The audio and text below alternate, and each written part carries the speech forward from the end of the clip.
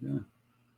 Well, good evening, everybody, or good afternoon, depending on what part of the world you're in. I've got with me today Adam Raymer-brown, and Adam is a client of Rethink Dieting. I figured up you've been at this 201 days. I don't know if you track that, but anyway, for those you don't know me, I'm Alan Thomas. I have Rethink Dieting, where we unleash human potential through weight loss. And today we're going to talk with Adam about his journey and what it's entailed. So, Adam, tell everybody a little bit about who you are, like what do you do, where do you live, all the particulars, so they know a little bit about you, that you're a real person. We didn't just make you up. Absolutely, yeah. My name is Adam Raymer-brown. I grew up and live in the northern Kentucky area, right around Louisville, Kentucky. You got to say it like you've got crackers in your mouth, not Louisville or Louisville. It's Louisville. So that's how the locals pronounce it.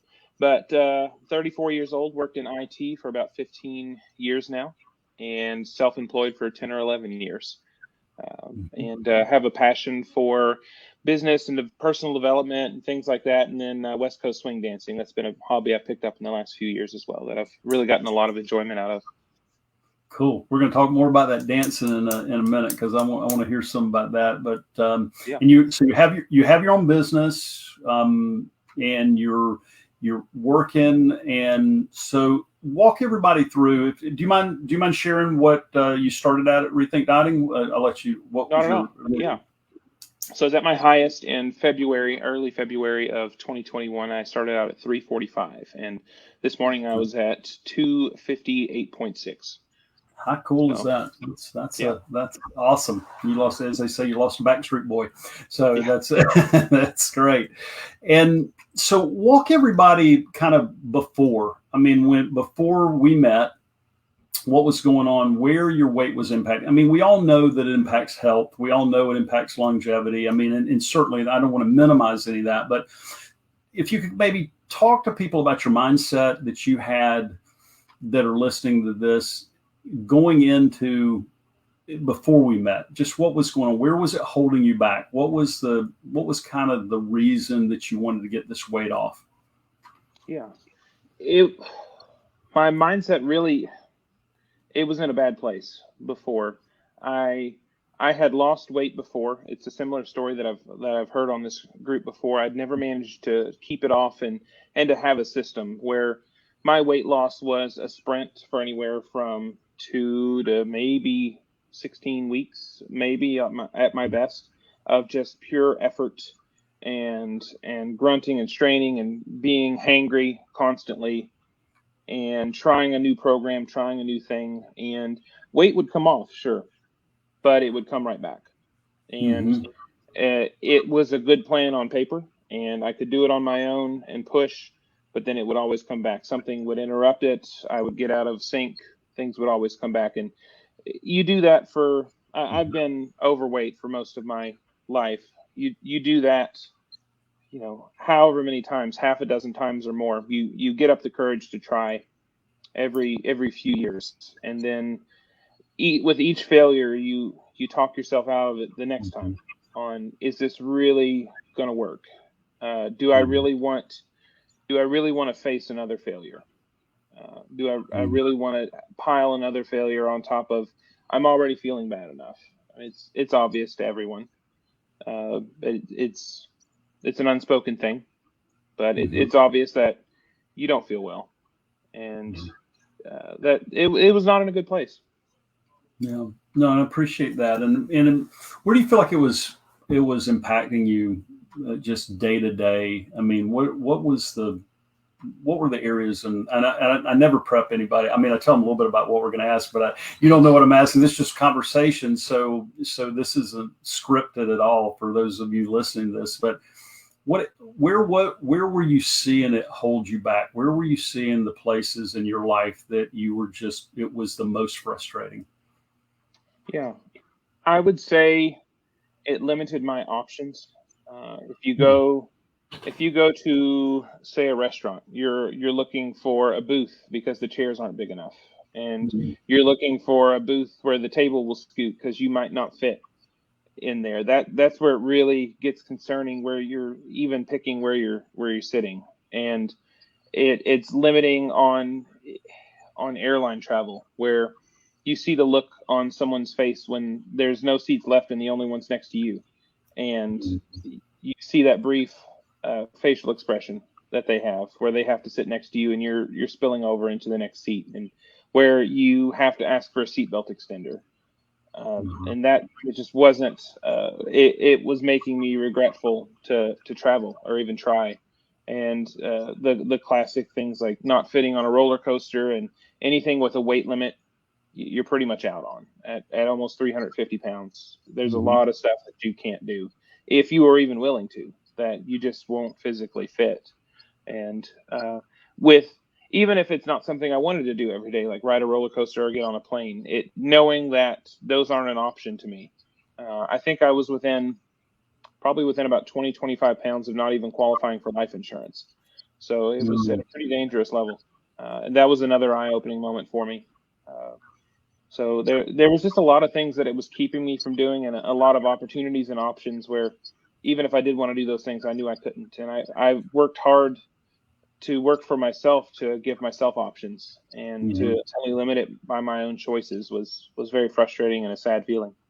Yeah, no, I hear you. And how many times, I mean, I don't think I've ever asked anybody this in a day. And I know I'm taking you back to places that you're not going back to. So it's, but I'm curious, how many times in a day would you guess in business and whatever you were doing, were you thinking about your weight? And I know that's such an arbitrary question, but what would you, I mean, how much of the day was consumed with a thought? How many hours of the day would you say you at least had one thought about your weight and where it was bothering you? I'd say it's hard to quantify, but it was a constant. It would be like a sore knee, just a mildly sore knee, where it was always there, and always a background consideration where you don't actively think about it too much, except in those airplane seat situations, because it's always there. You're planning around that, you're thinking around that, and everything's about that, whether you want to acknowledge it or not. And I wouldn't acknowledge it. But it was obvious, but I wouldn't acknowledge it. So I would say it would be like a mild headache, in that it was always there, always being thought about, but not to the surface as often as it just was. Yeah. What do you feel like in your business? I mean, was there ever pushback from new clients when they maybe hadn't met you face to face and they'd see you, or did that make any difference? It made me hesitant to go out and meet new clients, and it made me hesitant if something needed to be done. It would affect my performance if I needed to get up in an attic and do something, or if I needed to get in a crawl space, knowing that, this ladder might not hold me, or I might not fit here. So I need to think of some other way around this, or hire this out, or just, I wasn't able to embrace doing what I needed to do to do a quality job. Okay. So it was all over. It was impacting you everywhere, it sounded like. Yeah. And so you go into February, you see a online training that I did, and you enroll in the program. And I ask you, and I talk about this because I ask this question almost of everybody. It's not something purpose, but I ask, do you remember what you said when I asked you on a scale of 1 to 100, what do you believe the likelihood of you reaching your ideal weight is? It was not 100. It was far from it. I think, to my memory, I believe you said 50, and I said to you, well, I'm 100 for you.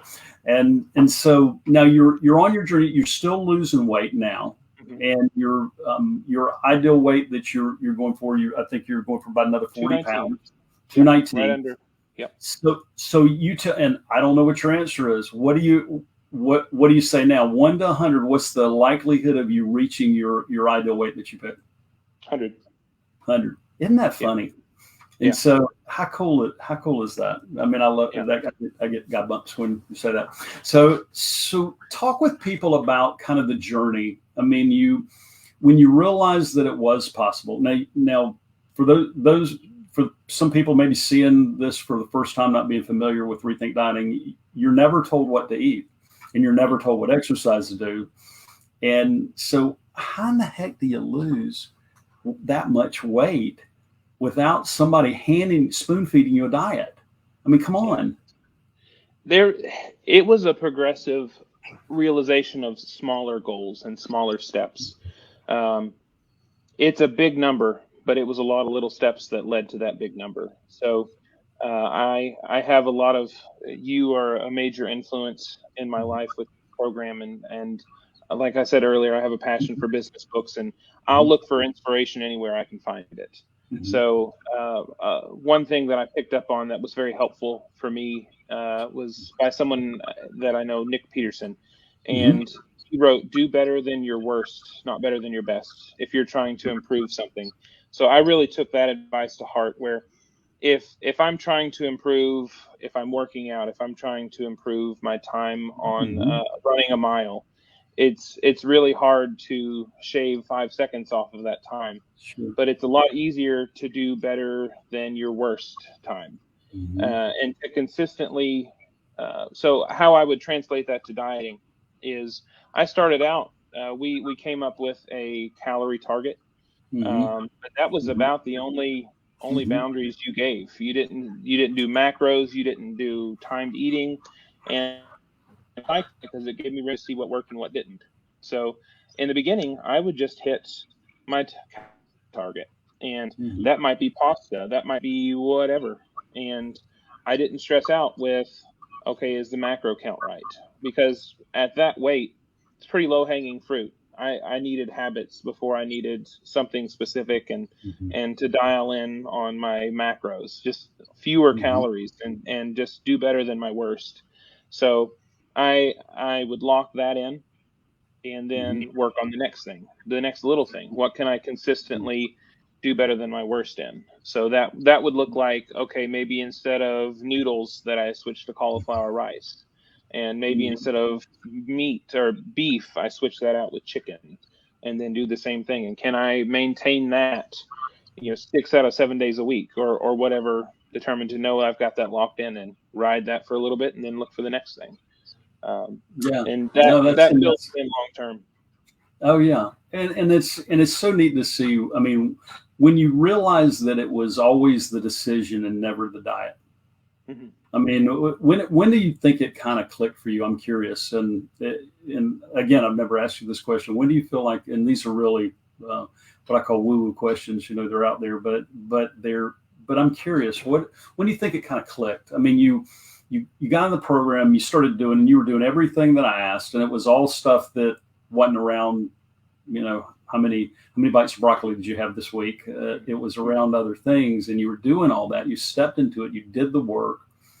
But when do you think it kind of clicked?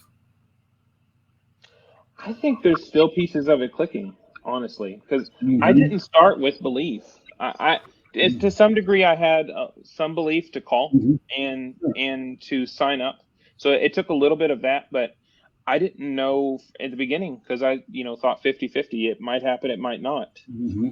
So I think pieces are still clicking in for me, and having realizations. And I read out loud my goal twice a day. And in addition to that, anytime I have a realization or a thought or something that I really want to remember and live my life by, I add that to the list as well. And that gets read twice a day. So I'm continually adding to that list of thoughts and realizations and things that I've learned along the way, like do better than your worst. It's a lot easier to grasp that concept.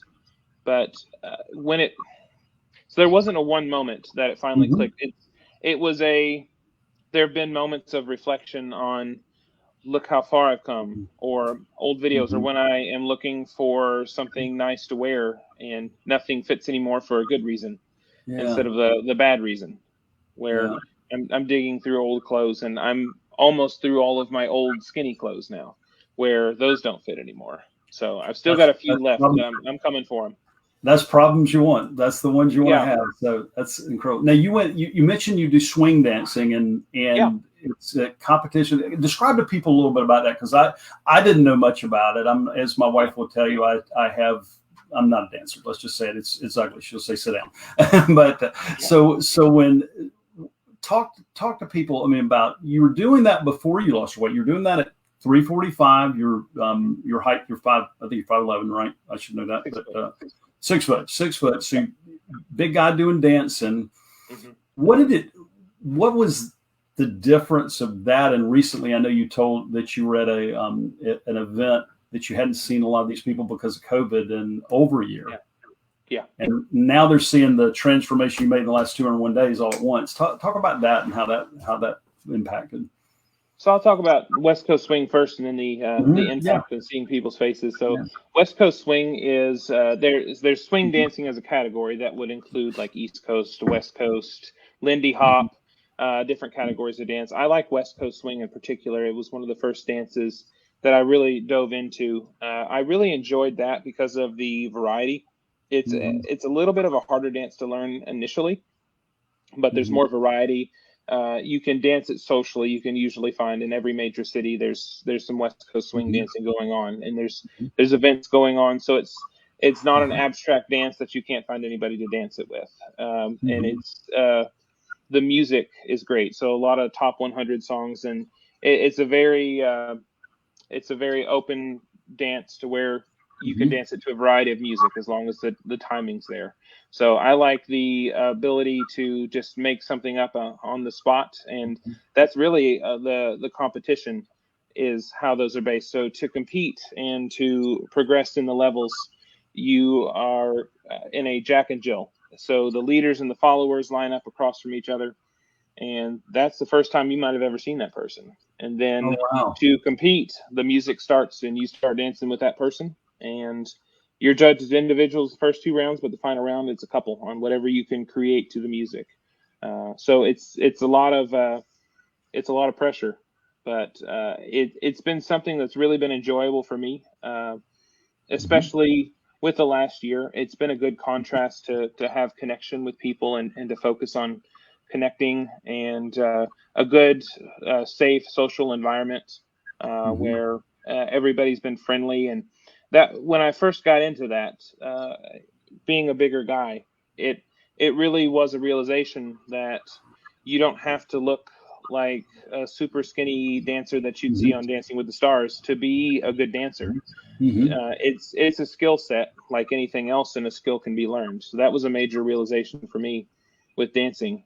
And it's been a good hobby for me. I'm not much of a sports person. A lot of people thought I should have played football, but never got into that. I don't even know what a first down is. I think it's 10 yards or something, but I don't know.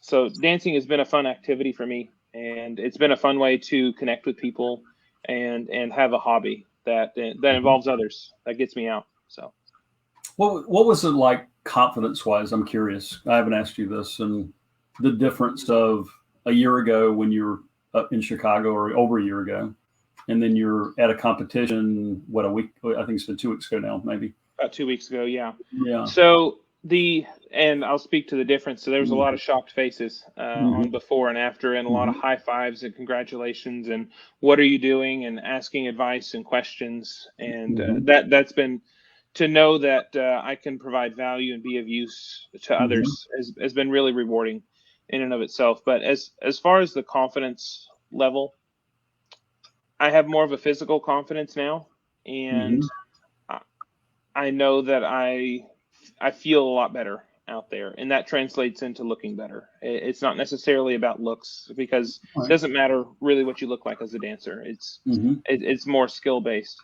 So I've enjoyed that confidence of knowing that I feel better.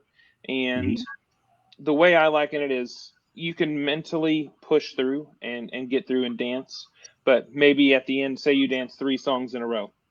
At the end of those 3 songs before, I would need to sit down. I was out of breath. It was bad. I would have to sit down. I was out. And at the end of the night, I was completely spent, just exhausted. Whereas now, 3 songs, no problem. I'm back to normal. Breathing's great. I could go for another 3 songs, and I can just enjoy dancing and enjoy the moment and being with people. And I don't have to think, okay, I've got 1 or 2 songs, and then I got to time this right. And it's what I don't have to think about anymore. And the floor is higher. The energy floor is higher. What about, and one last question, and I want to move on this, but what about business? I mean, you travel a lot. You're on the road. You're dealing with clients. I mean, what have you seen any impact to your business at this point? A lot of them have been asking what I'm doing, and I think I think where it's affected me is this has been a big goal. It's been a big thing. Mm-hmm. Um, and it has given me the confidence to know, and the hope. Really, it started with Mm-hmm. growing hope that Mm-hmm. I can do this, even though I've Mm-hmm. failed at it before. So Mm-hmm. it's given me the hope that other areas in my life that I might be struggling in, or just maybe try to hire somebody and it's just not working out, or Mm-hmm. finally getting the paperwork, or finally getting your life organized, thinking, man, I've tried this so many times before, but Mm-hmm. this has given me like a character muscle to know that I can do this. It is doable, and it's probably some simple steps that just need to be consistent. Mm-hmm. So from that regard, it's given me the confidence to go tackle. I'm getting all of my marketing and websites and everything revamped. I'm about to write some checks for that, and I'm Mm-hmm. excited about that. Whereas before, I probably wouldn't have, because I didn't have the confidence to think, well, I've spent money on this before, but it's never worked out before. So it's opened my eyes to that avenue in that area where I readdress what I thought was not possible before. Mm-hmm. So Love that. No, that's awesome. I'm gonna and I love the you posted this sent this. Let's see. Let me get this shared screen share here, and this is. Let's see. Where is our window? There we go. I love this. You came up with a pretty cool thing yeah, a while back. Now this you've lost probably another 15 pounds since this, and yeah, but just you made it were here. but you bought how many water jugs of water when you started? Because this wasn't something Yeah. I told you to do.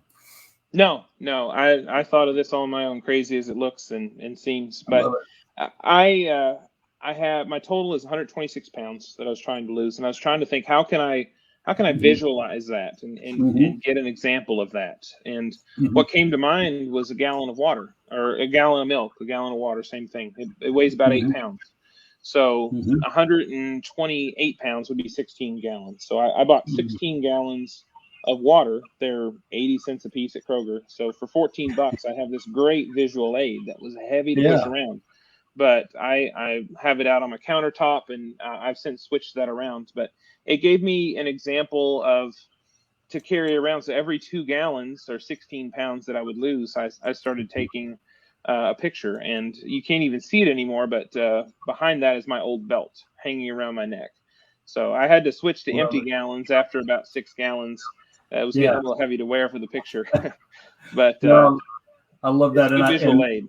no, it's a great visual aid, and I love that. I haven't had anybody do that before, so that was incredible. And you posted the other day that, or a little while ago, you've stepped up. Your final jug is going to be the Mac Daddy jug, the ones Yep, 40 pounders. 5 gallon. Yep. I love it. Or 5 gallons. That's right. That's right. Yeah. No, that's incredible. So think about now. You're still on your journey. You've got about another 40 pounds ish to go Mm-hmm. to reach where you set out as journey. And I never told you what your ideal weight should be. This was something you picked because I believe it's the weight that you get freedom at is what ideal weight is. And And can we talk about so that for a second on how yeah, we came to that absolutely, number? So absolutely. my lowest before, I would fluctuate between 280 and 300 Hmm. years and years ago, and my lowest I ever got was about 236, 237, and I thought, man, this is great. I'm about there, Hmm. and I would always hit the wall there, or what I perceived to be the wall. Hmm. So when we had our initial call, I thought I'll go just below that. So the 219 is significant for me Hmm. because it's beyond what I thought I could do before. Hmm. It's 16, 17 pounds beyond what I thought, and it's a one on that second digit, and I never thought I could do that. So that's what excites me, and I wanted something that was just a little bit scary, a little bit Hmm. past what I thought I could possibly do, just to motivate me and to be scary, but also give me hope. The closer I got to that, to realize it was possible.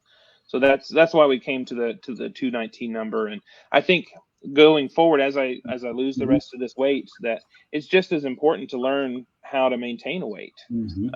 That's another big skill. And then I'll decide if I want to add muscle or where I want to go. I might go up a few pounds, but I'll know how to do that, and it'll be my choice, and it'll be my choice ahead of time.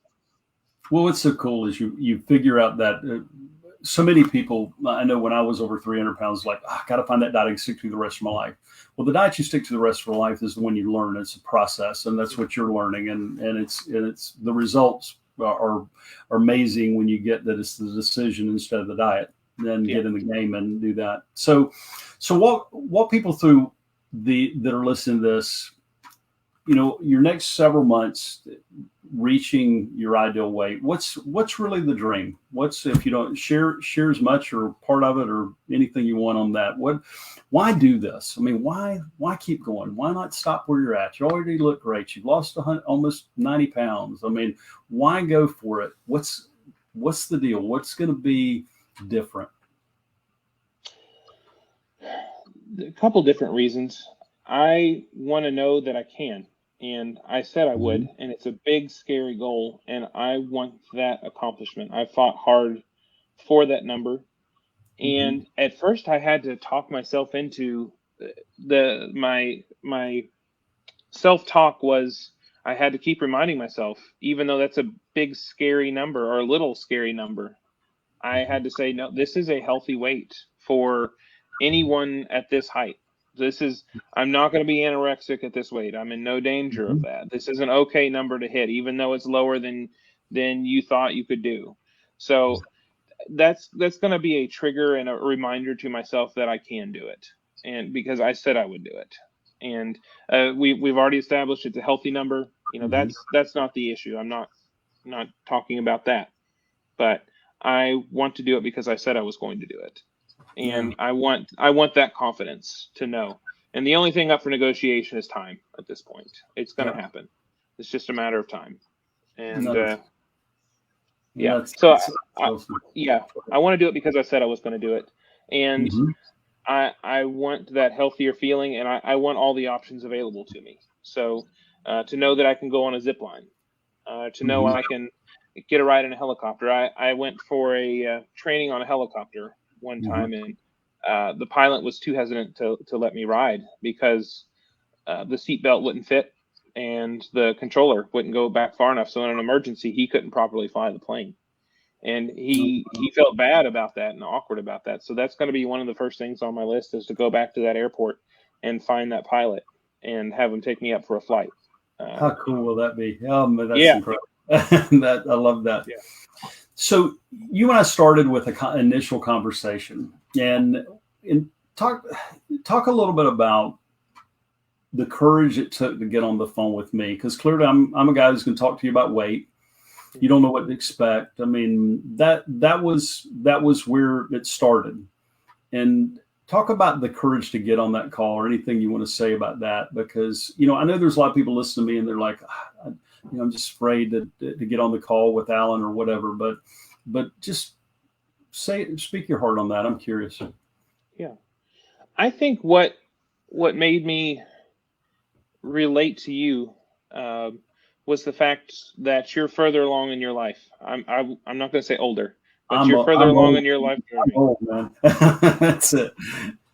You're further along in your life journey, and we had very similar numbers on what we wanted to lose. And I thought, everybody says, you hear this constantly, that the older you get, the harder it is to lose weight. And here's someone that did it.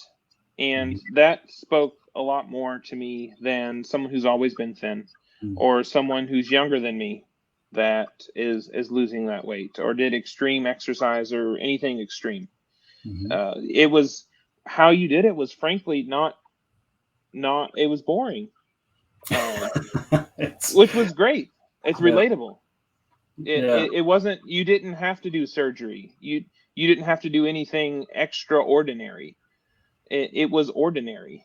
And that's what made it so incredible. That's what makes the story so incredible, is how relatable and how anybody can can do it through boring methods that nobody wants to do or talk about, but those are the methods that work. And change the space right here. That has to be, yeah. And so, yeah, and it is the truth. It is ordinary. And thank you. I wasn't fishing for compliments, but thank you for the kind words. But you haven't starved. You have had things, we'll talk a little detail. You have had, things that would be, the bad food that people say, you can't eat that. You've achieved this without doing crazy exercise. Of course, moving helps, but it's not, you don't have to go rebuild your whole life to do it. Your life gets built as you go. And that's what's so cool about your story and how you've done that. And so but you followed the steps. And this is what I want to say to people. Because you're such a great example of consistently doing what was asked of you. And it wasn't how many strands of broccoli did you eat and how many bites did you give up and all these things. It was about the things that affected your mind and your decision making as you go through the process, and the results are incredible. So love it.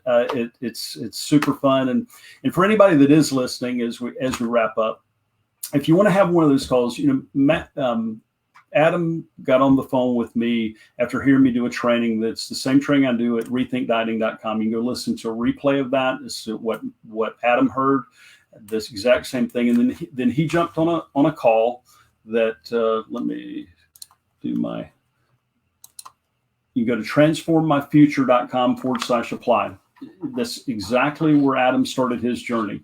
And it's really a journey. It's not a sales call. It's a call to see how we can help. A lot of people that come to that call are at different places, and everybody's not a perfect match for what we do. Adam was a great match, and we mapped out a step-by-step plan that's resulted in 86.4 pounds in 201 days, which is awesome because he's done the work.